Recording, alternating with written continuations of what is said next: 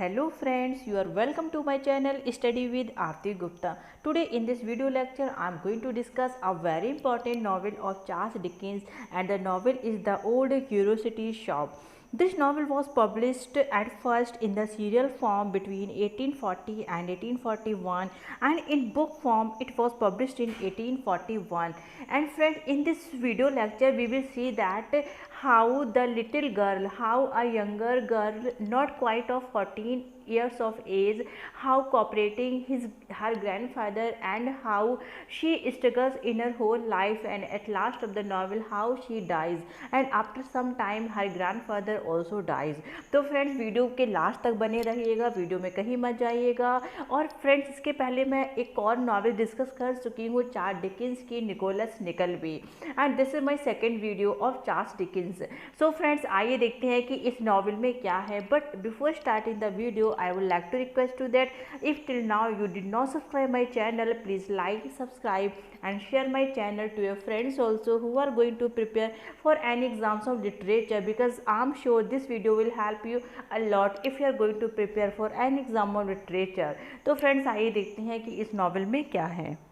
ये story start होती है नेल ट्रेंट जो कि 14 इयर्स की अभी पूरी नहीं हुई है और अपने ग्रैंडफादर के साथ रहती है। इस नॉवेल में इनके ग्रैंडफादर का नेम रिवील नहीं हुआ है, हम लोग इनको पूरी नॉवेल में सिर्फ ग्रैंडफादर के नाम से ही जानेंगे।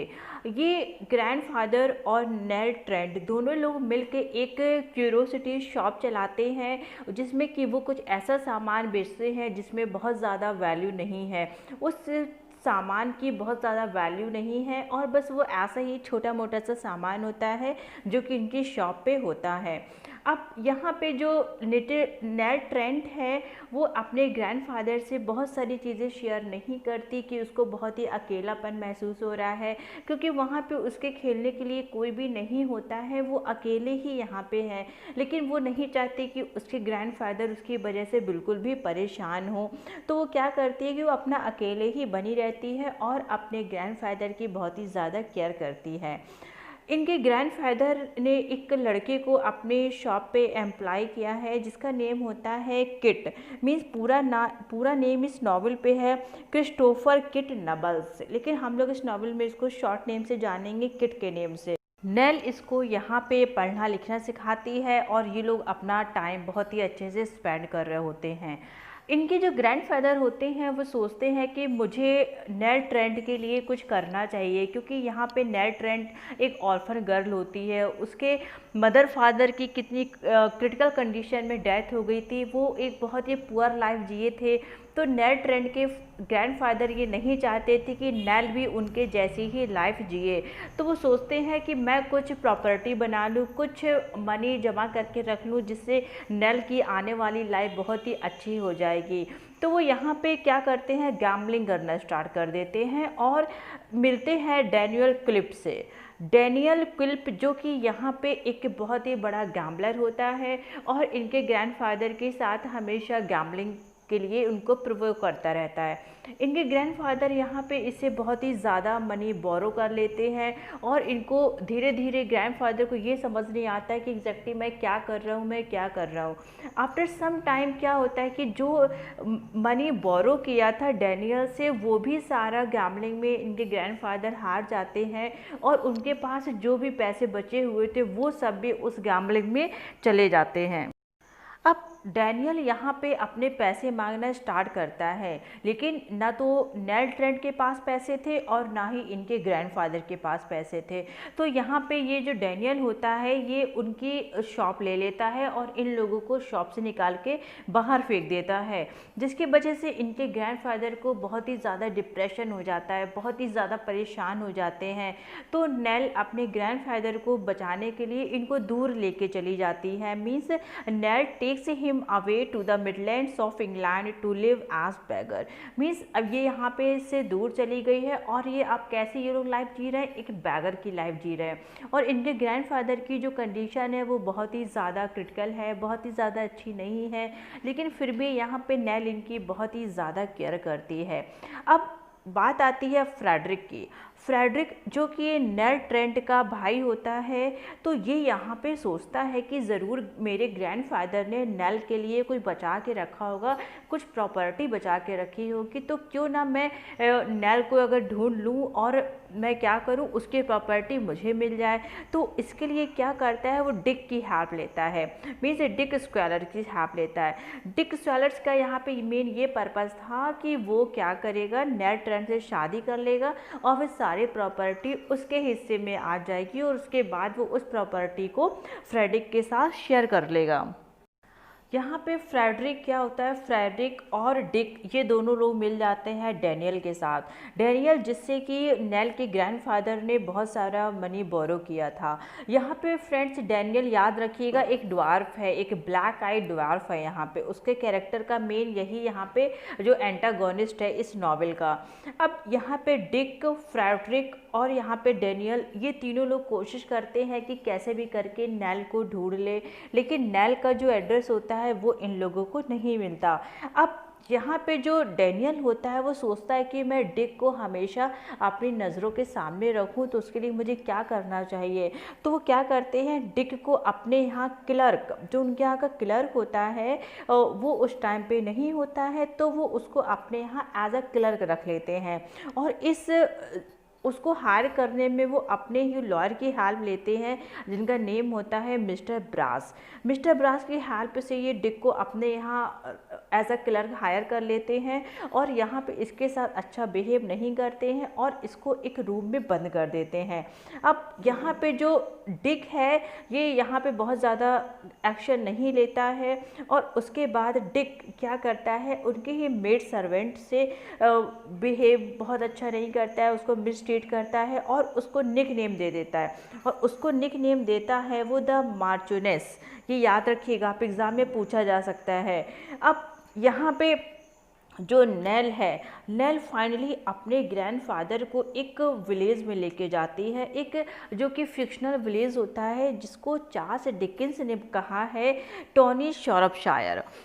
याद रखिएगा, टोंग शॉर्पशायर उस विलेज का नेम होता है जहाँ पे नेल अपने ग्रैंडफादर को लेके वहाँ पे चली जाती है। अब फ्रेडरिक उसका भाई और डिक तो बंद था और डैनियल ये सारे लोग कोशिश कर रहे हैं ढूंढने की कि कैसे भी करके नेल मिल जाए, लेकिन नेल का इनको एड्रेस नहीं मिलता। अब यहाँ पे दिखाते हैं किट जो कि नेल की शॉप पे काम कर रहा था और नेल ने ही उसको लिखना पढ़ना सिखाया था। वो उसकी जॉब भी चली गई थी क्योंकि वो शॉप तो डैनियल के हाथ पे लग गई थी। तो अब यहाँ पे किट को एक न्यू जॉब मिल जाती है मिस्टर एंड मिसेस गारलैंड के यहाँ, जो कि बहुत ही अच्छे काइंड हार्टेड मैन होते हैं। जब यहाँ पे किट जाता है तो उसको वहाँ पे मिस्टीरियस मैन मिलता है और मिस्टीरियस मैन का कोई नेम नहीं है, उसको यहाँ पे बोला गया है इस नॉवेल में द सिंगल मैन।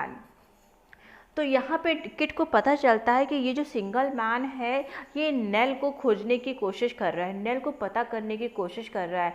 तो यहाँ पे किट सोचता है कि एग्जैक्टली ऐसा क्या है, ये है कौन, क्यों ये ढूंढने की कोशिश कर रहा है। तो यहाँ पे मिस्टर एंड मिसेस गारलैंड क्या करते हैं, पता करते हैं कि नेल एग्जैक्टली कहाँ पे रहती है।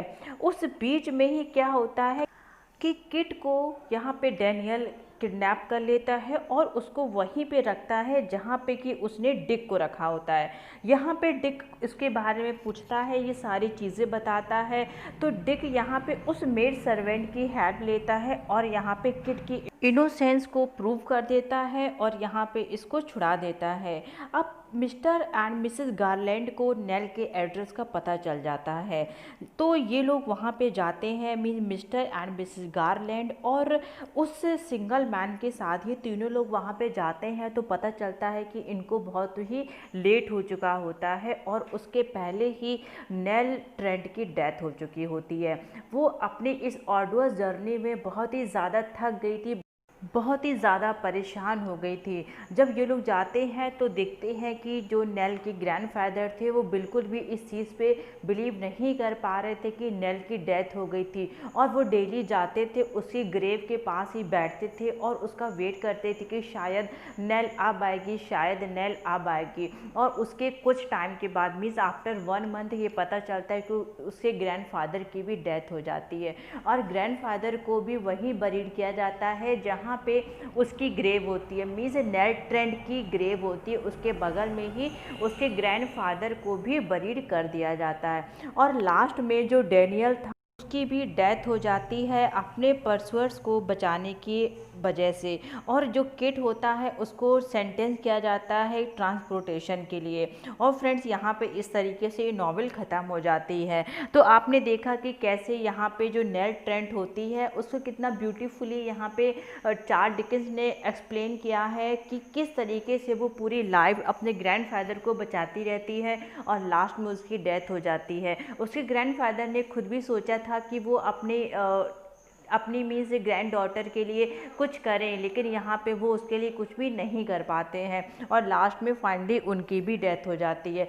तो फ्रेंड्स, अब आपने देखा कि इस नॉवल में क्या है, मैं आपको एक बार समराइज़ करा देती हूँ लास्ट में कि जो मेन कैरेक्टर है वो नेल ट्रेंट है, जो कि अपने ग्रैंडफादर के साथ रहती है। उसके ग्रैंडफादर जो कि डैनियल से बहुत सारे मनी बोरो कर लेते हैं, जिसकी वजह से इनको अपनी शॉप छोड़नी पड़ जाती है और ये लोग बहुत इधर उधर भटकते रहते हैं। इनको अपने स्ट्रगल में बहुत सारे अच्छे लोग भी मिलते हैं और ख़राब लोग भी मिलते हैं।